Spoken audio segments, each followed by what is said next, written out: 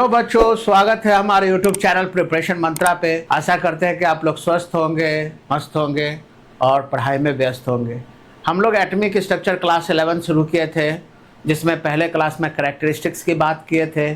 उसके बाद Thompson atomic model पे हम लोग चर्चा किए थे, जिसमें देखा गया था कि वहाँ पे न्यूक्लियस नाम का कोई चीज़ ही नहीं था। उसमें सिर्फ ये बताया गया था कि एटम एक प्लस चार्ज का स्फीयर है जिसमें इलेक्ट्रॉन्स एम्बेडेड है, और उसमें तरह तरह का नाम उस मॉडल के बारे में बात किया गया था, जिसको वाटरमेलन मॉडल या प्लम पुडिंग मॉडल या रेजिन फ्रूट केक मॉडल कहा गया था। लेकिन ये जो मॉडल आया, जिसमें उसमें कहे गए बहुत सारे बातों को इसमें बताया गया, ये रदरफोर्ड एटॉमिक मॉडल, ये एक ऐसा मॉडल था जिसमें न्यूक्लियस की बात की गई, जिसमें कहा गया कि एटम में न्यूक्लियस होता है। और इसके पहले जो थॉमसन मॉडल था उसमें न्यूक्लियस की बात तक नहीं की गई थी। तो इसलिए हम कहेंगे कि ये जो रदरफोर्ड का एटॉमिक मॉडल है, इसमें एक एक्सपेरिमेंट किया गया जिसको अल्फा स्कैटरिंग एक्सपेरिमेंट कहा गया। और ये वो पहला एक्सपेरिमेंट था जिस एक्सपेरिमेंट के बाद ये पता चला कि एटम में न्यूक्लियस होता है, यानी बिना न्यूक्लियस का एटम नहीं होता। इसलिए इस रदरफोर्ड स्कैटरिंग एक्सपेरिमेंट में हमको ये पता चलेगा कि यहीं से, इसी एक्सपेरिमेंट से हमको ये पता चला कि एटम में न्यूक्लियस होता है, यानी न्यूक्लियस का डिस्कवरी हुआ। तो आइए, कैसे हुआ, वो रदरफोर्ड का अल्फा स्कैटरिंग एक्सपेरिमेंट में क्या क्या बातें देखी गई, कैसे कैसे किया गया, आइए उस पर हम लोग चर्चा करते हैं। और उसी के आधार पे ये मॉडल जो है रदरफोर्ड का, वो बनाया गया। तो रदरफोर्ड का अल्फा स्कैटरिंग एक्सपेरिमेंट क्या है, इसको थोड़ा सा हम लोग समझेंगे।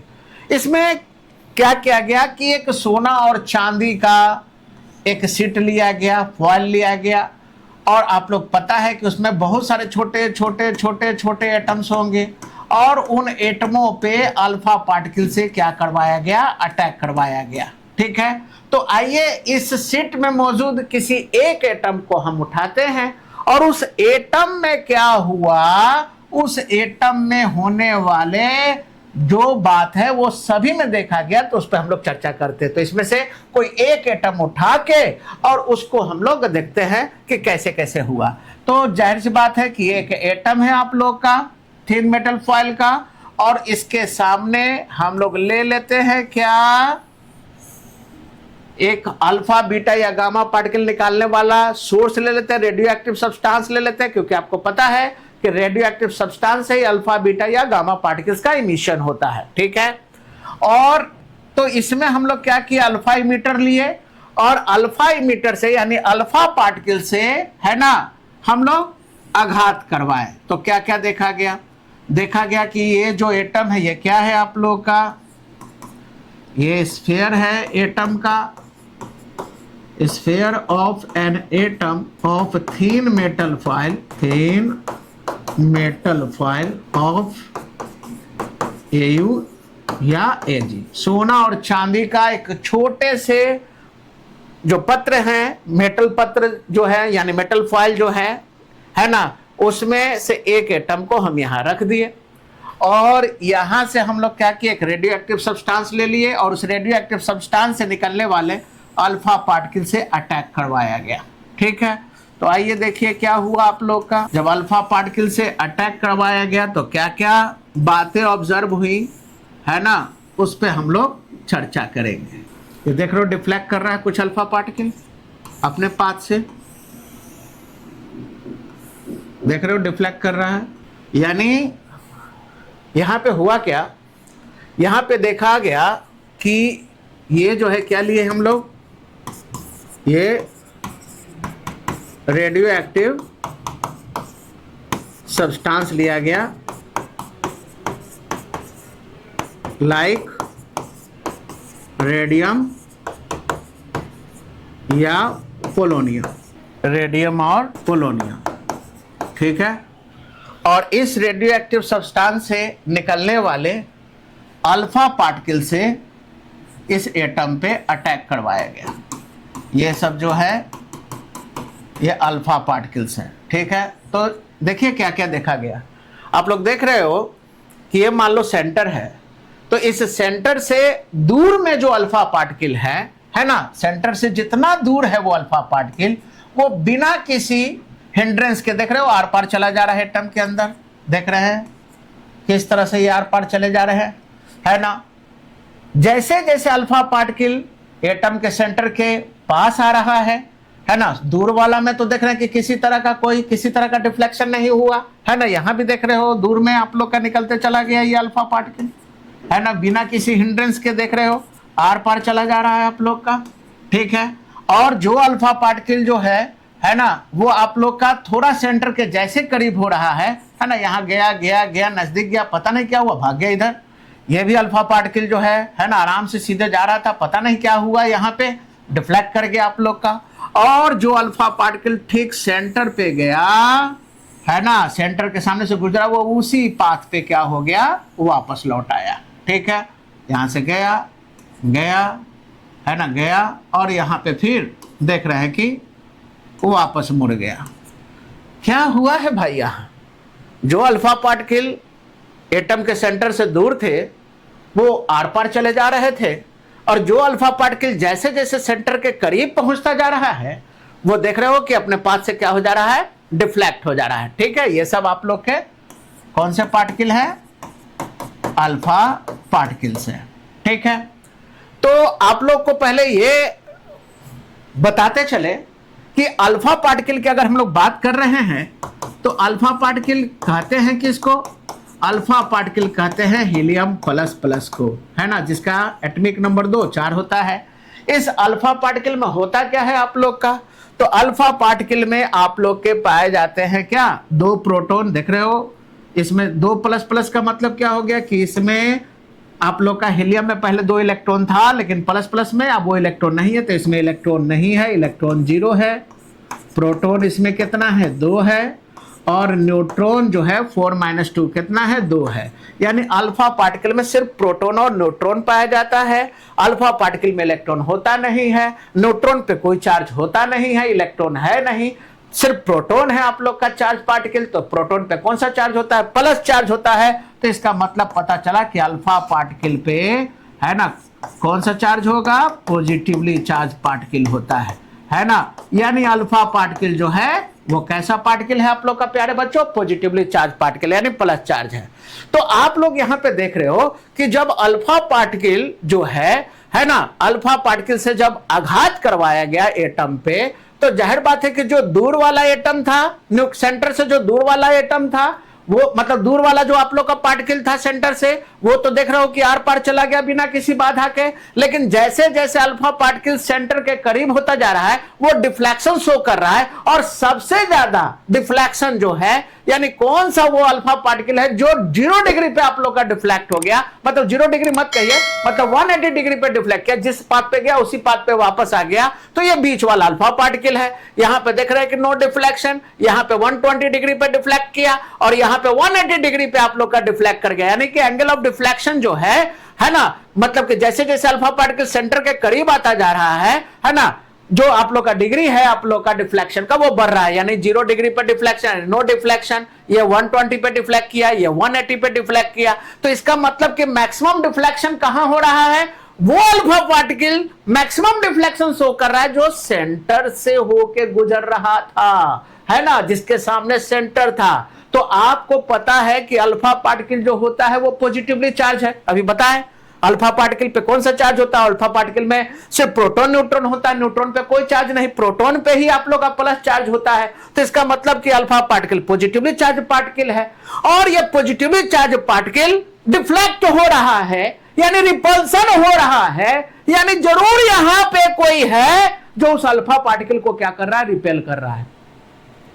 तो आप लोग कहिएगा कि सर ये वाला अल्फा पार्टिकल जो दूर था वो क्यों नहीं डिफ्लेक्ट हुआ, उसके बीच में रिपल्सन क्यों हुआ। तो हर एक चार्ज का अपना एक फील्ड होता है, आप उसके फील्ड में एंटर करोगे। अगर आप चार्ज पार्टिकल हो और किसी चार्ज पार्टिकल के फील्ड में एंटर करोगे तो ही आप पे अट्रैक्शन और रिपल्सन काम करेगा। उसके फील्ड के बाहर रहोगे तो ना आप पे अट्रैक्शन काम करेगा ना रिपल्सन काम करेगा।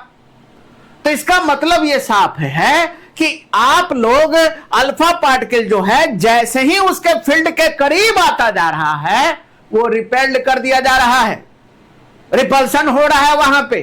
और प्यारे बच्चों आपको पता है कि रिपल्सन कब होता है, रिपल्सन अपोजिट चार्जेस में नहीं होता, रिपल्सन सेम चार्जेस में होता है। इसका मतलब है कि अल्फा पार्टिकल पे प्लस चार्ज है और यहां पे भी जरूर कोई प्लस चार्ज है जो इस अल्फा पार्टिकल को अट्रैक्ट नहीं बल्कि रिपेल कर रहा है। और सबसे ज्यादा डिफ्लेक्शन, सबसे ज्यादा रिपल्सन सेंटर वाले अल्फा पार्टिकल में हो रहा है। इसका मतलब यह हुआ कि प्लस चार्ज का कंसंट्रेशन पूरे एटम में नहीं बल्कि प्लस चार्ज का कंसंट्रेशन जो है उस एटम के सिर्फ सेंट्रल पोर्शन पे ज्यादा है और इसी सेंट्रल पोर्शन पे प्लस चार्ज का कंसंट्रेशन ज्यादा है और इसी को बाद में नाम दिया गया क्या कि ये है हमारा इस एटम का न्यूक्लियस।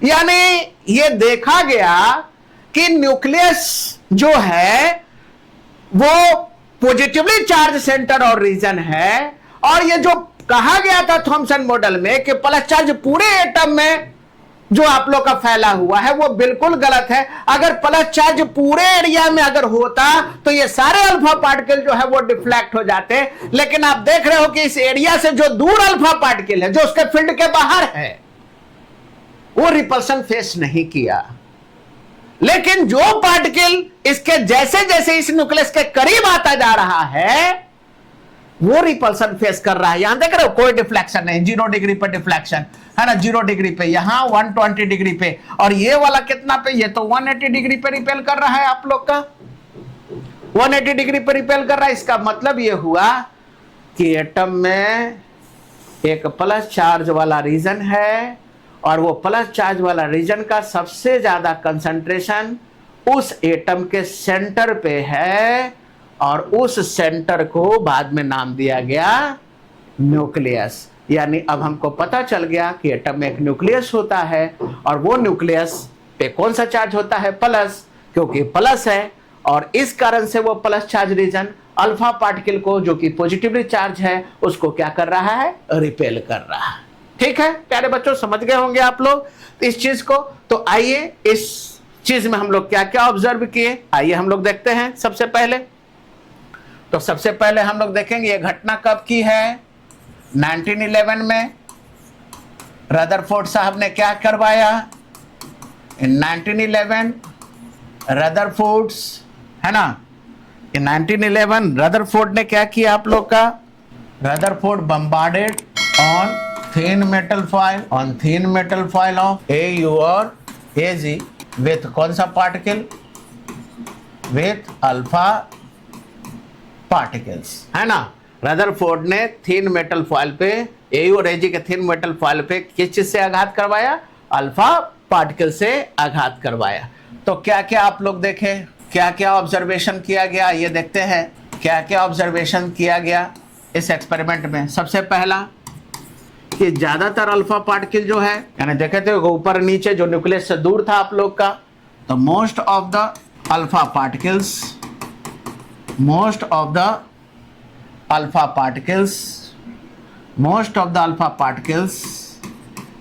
pass through the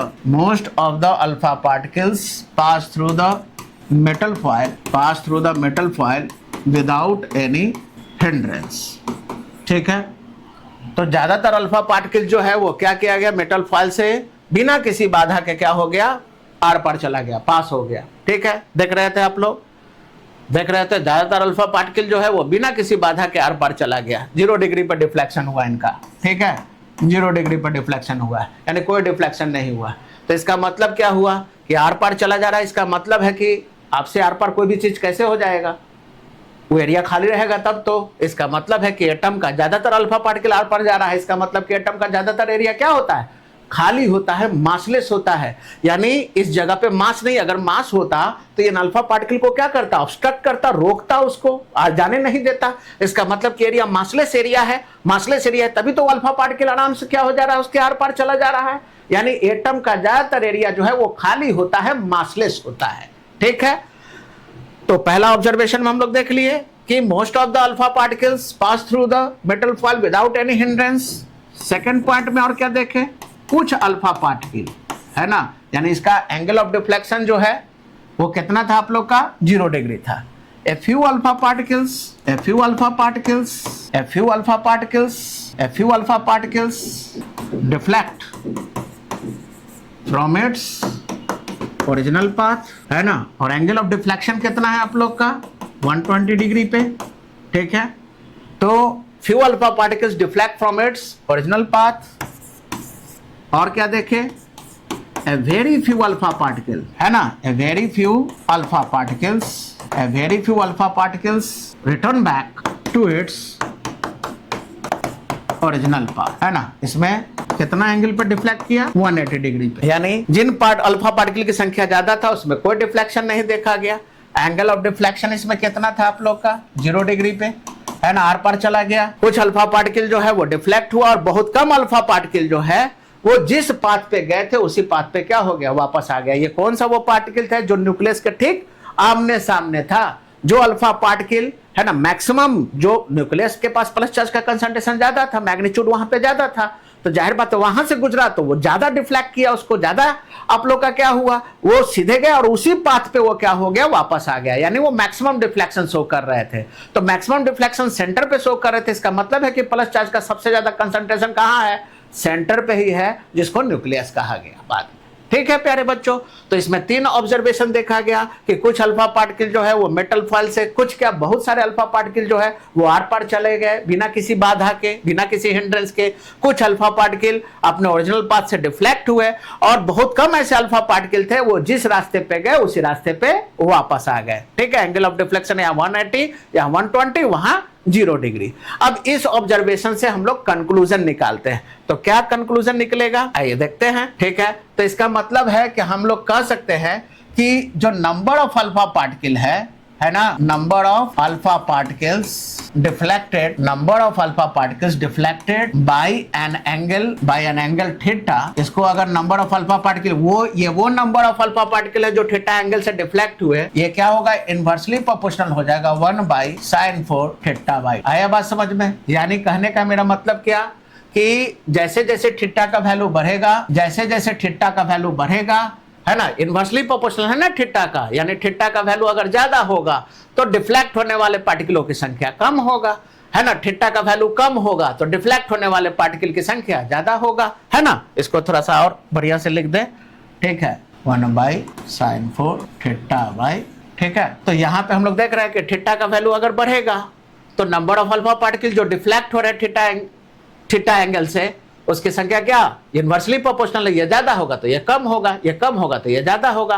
यानी थीटा एंगल से, यानी थीटा ज्यादा थीटा से डिफ्लेक्ट होने वाले पार्टिकल की संख्या आप लोग का कम है, कम थीटा से डिफ्लेक्ट होने वाले पार्टिकल की संख्या ज्यादा है। तो आप लोग देखे थे कि most of the alpha particle कोई डिफ्लेक्शन नहीं शो कर रहा था, थोड़ा कम अल्फा पार्टिकल जो है 120 पे डिफ्लेक्ट किया और बहुत कम अल्फा पार्टिकल 180 डिग्री पे। यानी 0 डिग्री से डिफ्लेक्ट होने वाले पार्टिकल की संख्या कम है, 120 में से डिफ्लेक्ट होने वाले, मतलब 0 डिग्री में मैक्सिमम थे, मतलब मैक्सिमम अल्फा पार्टिकल जो है ना, 0 डिग्री है डिफ्लेक्शन, तो मैक्सिमम अल्फा पार्टिकल था आप लोग का जो 0 डिग्री पे आप लोग का डिफ्लेक्ट हो रहा था। 120 पे है ना आप लोग का 120 डिग्री पे डिफ्लेक्ट होने वाले पार्टिकल जो है ना, वो इससे थोड़ा कम हुए आप लोग के, है ना। और उसके बाद आप लोग का जो 180 डिग्री पे डिफ्लेक्ट होने वाले पार्टिकल हैं उसकी संख्या बहुत कम था।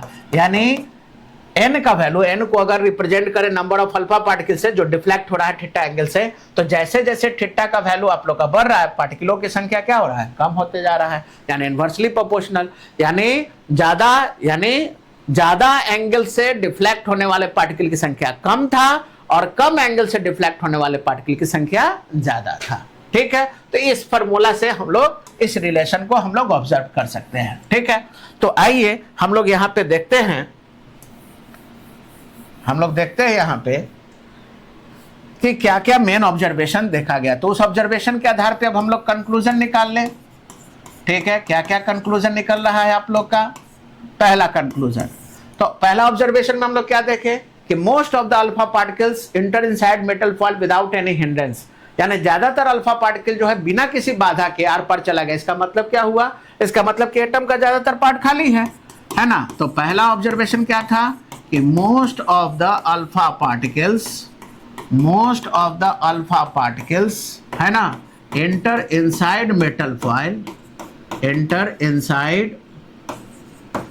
metal foil, enter inside metal foil without any hindrance. ज्यादातर अल्फा पार्टिकल बिना किसी बाधा के आर पार चला गया.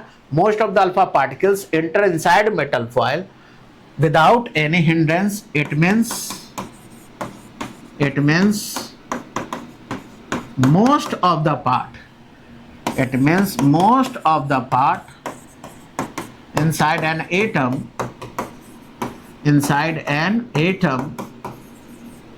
is क्या, empty, यानी खाली था. ठीक है, तो ज्यादातर अल्फा पार्टिकल मेटल फॉयल के अंदर क्या हुआ, बिना किसी बाधा के आर पार चला गया.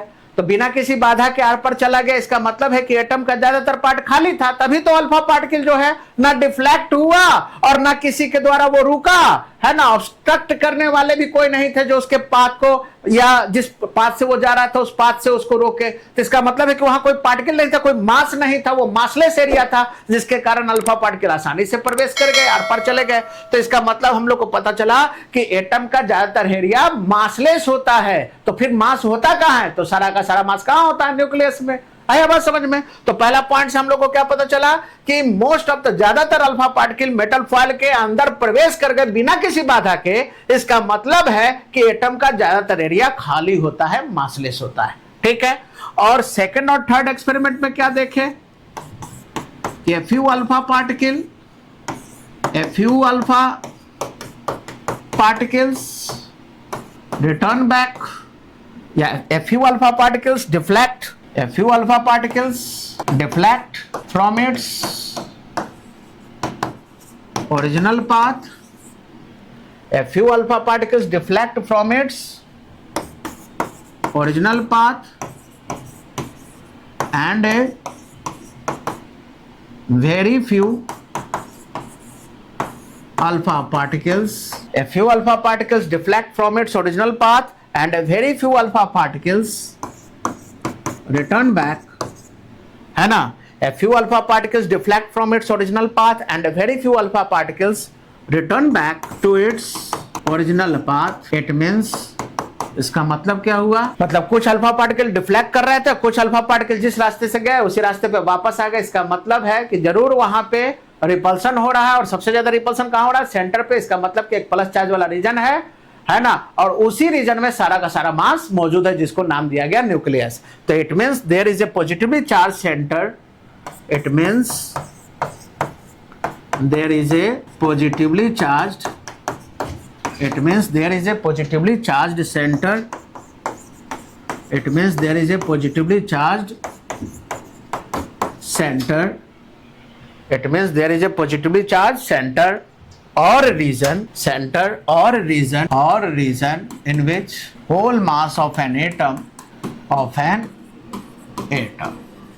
ठीक है. तो हम लोग क्या देखे कि इसका मतलब है कि कुछ अल्फा पार्टिकल डिफ्लेक्ट हो रहे थे, कुछ अल्फा पार्टिकल जिस रास्ते पे जा रहे थे उसी रास्ते पे वापस लौट आ रहे थे.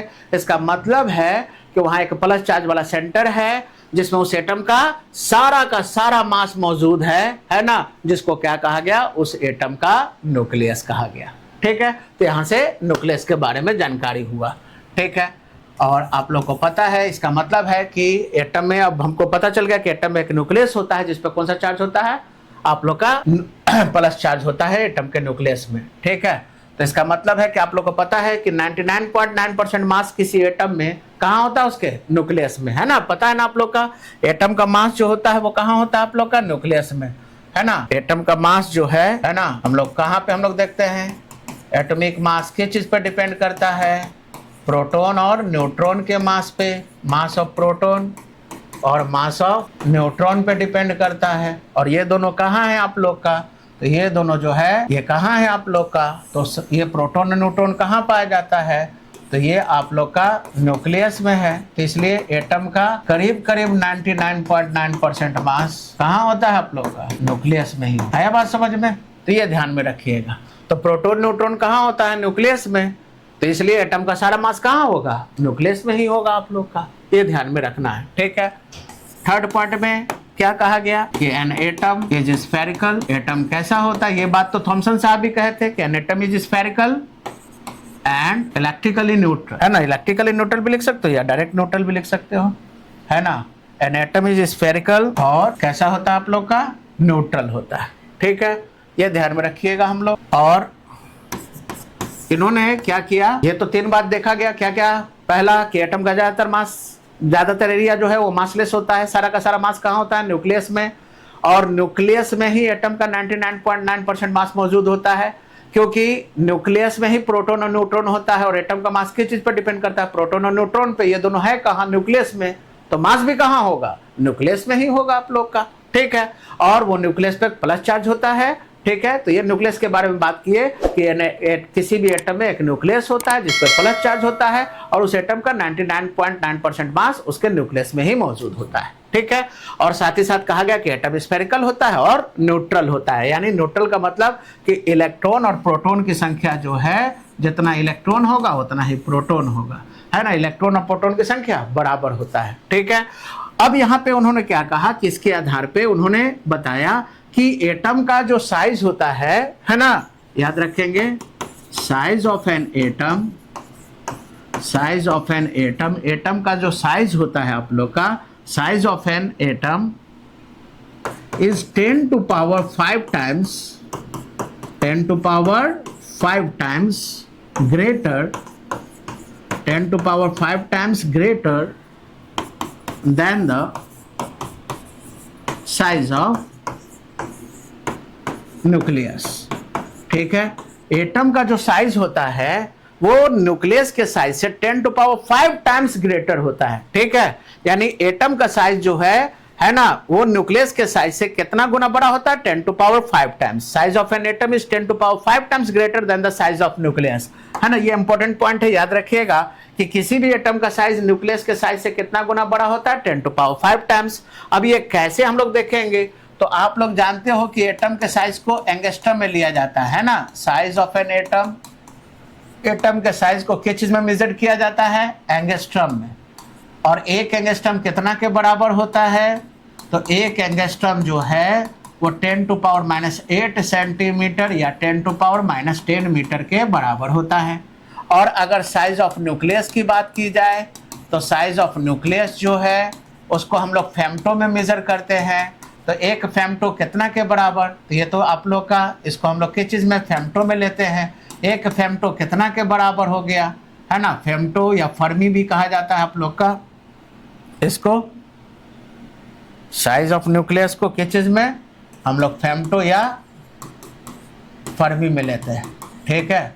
और एक फेम्टो या एक फर्मी कितना के बराबर होता है आप लोग का, या 10 to power, है ना। एक फेम्टो या एक फर्मी जो होता है आप लोग का वो कितना के बराबर होता है, ये होता है 10 to power -13 सेंटीमीटर या 10 to power -15 मीटर। तो यहाँ से हम लोग निकाल लेंगे कि अगर हम लोग देखें कि एटम का साइज और न्यूक्लियस के साइज का अगर रेडियस लिया जाए, तो रेडियस एटम का, रेडियस न्यूक्लियस का रेशियो अगर ले, तो अगर इसी को अगर माने, है ना, जो जिस यूनिट में निकाला जा रहा है, जिस ऑर्डर में, तो अगर एंगस्ट्रम में ले तो ये 10 to power -8 सेंटीमीटर हो गया। न्यूक्लियस का कितना हो गया, सेंटीमीटर में 10 to power -13 हो गया। तो इसको अगर हम लोग लेके चले, -13 ऊपर जाएगा तो +13, 13 में से 8 माइनस करेंगे तो ये कितना हो गया, 10 to power 5। यानी एटम का साइज न्यूक्लियस के साइज से कितना गुना, 10 to power 5 टाइम्स बड़ा हो गया। आया बात समझ में। तो ये ध्यान रखेंगे कि एटम का साइज न्यूक्लियस के साइज से कितना गुना बड़ा, 10 to power 5 टाइम्स, ठीक है। ये एक चीज याद रखना है बच्चों। अब इसी में कभी कभी न्यूक्लियस का साइज अगर पूछ देगा तो याद रखिएगा कि न्यूक्लियस का साइज कैसे निकालेंगे। साइज ऑफ न्यूक्लियस, जिसको रेडियस ऑफ न्यूक्लियस भी कहते हैं, है ना, तो वो कैसे निकालेंगे, तो याद रखिएगा फॉर्मूला 1.33 × 10 to power -13 × a⁻⁴ है ना। ये क्या, सेंटीमीटर, है ना। ये ए जो है वो क्या है आप लोग का, जिस एटम का निकाल रहे हो उसका मास नंबर ले लेना है, ठीक है, मास नंबर ऑफ एटम, ठीक है। तो यहाँ से आराम से हम लोग एटम का क्या कर सकते हैं, साइज निकाल सकते हैं, ठीक है। तो साइज, किसी भी न्यूक्लियस का साइज कैसे निकालेंगे, कौन से फार्मूला से, इंपॉर्टेंट फार्मूला है ना। किसी भी न्यूक्लियस का साइज जो होता है वो कितना होगा, 1.33 × 10 to power -13 × a⁻⁴ क्या, सेंटीमीटर। और ये जो ए है वो क्या है, उस एटम का मास नंबर। तो आसानी से हम लोग निकाल सकते हैं। अगर इस पे सवाल अगर आए तो आराम से हम लोग बना सकते हैं। एक ऑब्जेक्टिव पूछता है आप लोग का, है ना, इस तरह से पूछता है कि find out ratio of radius, find out ratio of radius of nucleus, है ना, find out ratio of radius of nucleus of two atoms X and Y, है ना। मान लो कि दो एटम है एक्स और वाई, और उस एटम के न्यूक्लियस का जो रेडियस, उसका रेशियो निकालना है। Find out ratio of radius of nucleus of two atoms X and Y having mass number,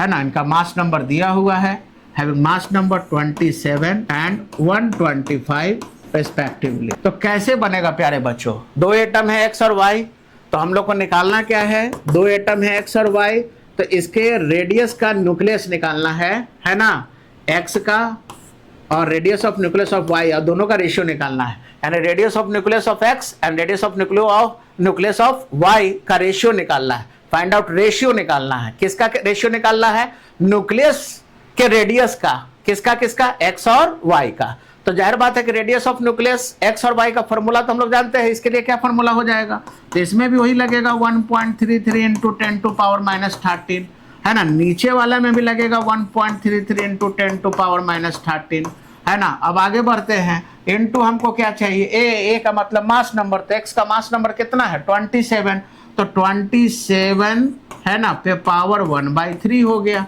और इसमें कितना हो गया, इसका y का कितना है आप लोग का 125, तो 125 पे पावर 1/3 हो गया। तो ये तो कॉमन है आप लोग का, कैंसिल आउट हो जाएगा, और रह गया इधर 27, तो 27 को नहीं लिख सकते हैं 3 पे पावर 3, है ना, 3 गुना 3 गुने 3, तो 3 पे पावर 3 इंटू हो गया 1/3, और नीचे हो गया आप लोग का 125 को नहीं लिख सकते 5 पे पावर 3, है ना, इस पे हो गया 1/3, तो 3 से 3 क्या हो गया, कैंसिल हो गया। तो ये आ गया आप लोग का कितना 3/5, यानी आंसर हो जाएगा 3:5, है ना। तो इस तरह का क्वेश्चन रहेगा। तो ऐसा नहीं कि आप लोग इसको मल्टीप्लाई करने के चक्कर में रहिएगा, जो कॉमन है उसको काटते हुए मेन चीज आगे बढ़ जाइएगा। तो आंसर इसका कितना आएगा 3:5। तो आराम से हम लोग बना लेंगे इसको, है ना। तो यहां से हम लोग न्यूक्लियस का साइज हम लोग देख लिए। तो अभी तक हम लोग पिछले क्लास में, यानी हम लोग एटम का साइज हम लोग देख लिए, ठीक है, और इसमें हम लोग ये पता कर लिए कि एटम स्फेरिकल होता है। ये भी पता चल गया कि न्यूक्लियस का साइज जो है ना, वो एटम के साइज से कितना टाइम्स ग्रेटर होता है, 10⁵ टाइम्स, ठीक है। तो अब हम लोग अगले क्लास में हम लोग डेंसिटी पे बात करेंगे, ठीक है, यानी हम लोग बात करेंगे डेंसिटी और वॉल्यूम पे। तो पहले वॉल्यूम की अगर हम लोग बात कर ले, तो वॉल्यूम कैसे निकलेगा आप लोग का, वॉल्यूम ऑफ न्यूक्लियस कैसे निकलेगा, तो वॉल्यूम आराम से निकाल सकते हैं। वॉल्यूम ऑफ, ये याद रखिएगा कि जिस तरह से एटम का साइज न्यूक्लियस के साइज से 10⁵ टाइम्स, तो वॉल्यूम ऑफ एटम जो होगा, वॉल्यूम ऑफ एन एटम, वो कितना हो जाएगा, इस 10⁵ टाइम्स ग्रेटर हो जाएगा then the volume of nucleus, ठीक है। ये भी ऑब्जेक्टिव खूब ज्यादातर पूछता है आप लोग का। तो ये याद रखिएगा कि किसी भी एटम का साइज न्यूक्लियस के साइज से 10⁵ टाइम्स ग्रेटर, और किसी भी एटम का वॉल्यूम जो होगा वो न्यूक्लियस के वॉल्यूम से 10⁵ टाइम्स ग्रेटर होगा। यानी एटम का वॉल्यूम ज्यादा होगा न्यूक्लियस के वॉल्यूम से, कितना गुना ज्यादा होगा, 10⁵ टाइम्स। अब करके देख सकते हो, अगर हम वॉल्यूम ऑफ एटम और वॉल्यूम ऑफ न्यूक्लियस की अगर हम लोग बात करें, तो एटम का वॉल्यूम कैसे निकलेगा, तो वॉल्यूम कैसे निकलता है, स्फेरिकल का वॉल्यूम कैसे निकलता है, तो ये निकलता है 4/3 πr3। तो पाई और रेडियस, तो यहाँ पे रेडियस ऑफ एटम लेंगे, रेडियस ऑफ एटम का होल क्यूब, और यहाँ भी हम लोग 4/3, क्योंकि न्यूक्लियस भी स्फेरिकल है, तो 4/3 पाई, है ना। यहाँ पे Rn मान लिया रेडियस ऑफ न्यूक्लियस का। तो एटम का कितना लेके चले थे, तो एटम का एंगस्ट्रम में लेके चले थे 10⁻⁻8 का होल क्यूब। ये तो कैंसिल हो गया आप लोग का कॉमन, 10⁻⁸ रेडियस आप लोग का हो गया, तो 10⁻⁸ पे पावर 3, रेडियस ऑफ न्यूक्लियस कितना हो गया फेम्टो में 10⁻3, है ना। तो ये हो गया आप लोग का कितना, ये 10⁻14 हो गया, और ये 10⁻39 हो गया। तो 39 39 ऊपर जाएगा तो +39, 39 में से 24 को माइनस करोगे तो ये हो जाएगा आप लोग का कितना, 10⁻15। तो इसका मतलब कि एटम का वॉल्यूम जो होगा वो 10⁻15 टाइम्स ज्यादा होगा, किससे, वॉल्यूम ऑफ न्यूक्लियस से, ये याद रखिएगा। ठीक है, ये समझ में आ गया होगा कितना किए हैं इसको, अगर कहिएगा तो इसको हम बता देते हैं। ठीक है, यहाँ पे ये कितना हो जाएगा, ये 10 टू पावर हुआ ना -24, ये हुआ ना 10 टू पावर -39, है ना, -39 ऊपर जाएगा तो +39 हो जाएगा, तो इसका मतलब है कि 39 में से 24 जाएगा तो ये 10 टू पावर 15 हो जाएगा। ठीक है, तो इसी तरह के वीडियो को ज़्यादा से ज़्यादा देखने के लिए चैनल को सब्सक्राइब कीजिए, वीडियो को लाइक कीजिए, शेयर कीजिए, और अगले क्लास में हम लोग डेंसिटी ऑफ न्यूक्लियस पे बात करेंगे, यानी रदरफोर्ड के अल्फा एक्सपेरिमेंट से क्या क्या ऑब्जर्वेशन हुआ, है ना, किस तरह से एटम के न्यूक्लियस के बारे में इन्होंने चर्चा किया, है ना, हमको पता चला कि एटम में न्यूक्लियस होता है, उस पर प्लस चार्ज होता है, सारा का सारा मास कहाँ है, न्यूक्लियस में है। न्यूक्लियस का साइज को बारे में बताया कि फेम्टो या फर्मी में हम लोग इसको मेजर करेंगे। ठीक है, एटम के साइज को एंगस्ट्रम में, क्योंकि जो जितना छोटा होगा उसके लिए अलग यूनिट, एटम थोड़ा बड़ा है तो उसके लिए एंगस्ट्रम होता है, और बड़ा होता तो मीटर, सेंटीमीटर, किलोमीटर लेके चलते। तो जाहिर बात है कि छोटा है एटम तो एंगस्ट्रम में मेजर करेंगे, उससे न्यूक्लियस और छोटा है तो उसके लिए हम लोग फेम्टो यूज करते हैं, है ना। तो यहां से पता चला कि एटम का साइज न्यूक्लियस के साइज से 10 टू पावर 5 टाइम्स, और एटम का वॉल्यूम न्यूक्लियस के वॉल्यूम से 10 टू पावर 15 टाइम्स। तो अगले क्लास में हम लोग सीखेंगे न्यूक्लियस का डेंसिटी। तो इसी तरह के वीडियो को ज्यादा से ज्यादा देखने के लिए हमारे चैनल को सब्सक्राइब कीजिए, वीडियो को लाइक कीजिए, शेयर कीजिए, और बने रहिए प्रिपरेशन मंत्रा के साथ। Thank you.